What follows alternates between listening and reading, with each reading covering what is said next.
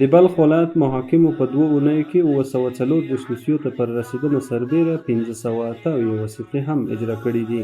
د پکتیا ولایت محاکمو په یوه میاشت کې 408 دوسیو ته پر رسیدنه سربیره 170 وثیقې هم اجرا کړي دي. د بامیان ولایت محاکمو په یوه میاشت کې 208 دوسیو ته پر رسیدنه سربیره 133 وثیقې هم اجرا کړي دي. د کندهار ولایت ښاري ابتدایه محکمې په یوه میاشت کې 411 دوسیو ته رسیدنه کړې ده.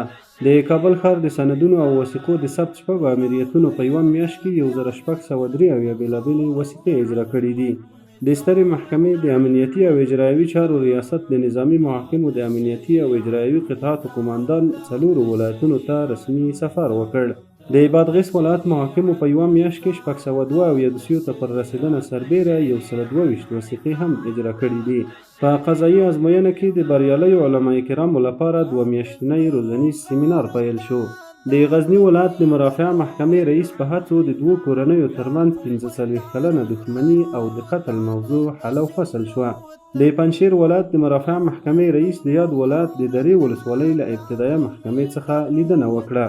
د سترې محکمې یو شمېر منصوبینو ته د موټر چلونې قانوني جواز د ترلاسه کولو په موخه جوړ شوی روزنیز ورکشاپ پای ته ورسید او د پروان ولایت مرافعه محکمې رئیس د یاد محکمې د اسنادو وثیقو د ثبت او مخزن امریت څخه لیدنه وکړه.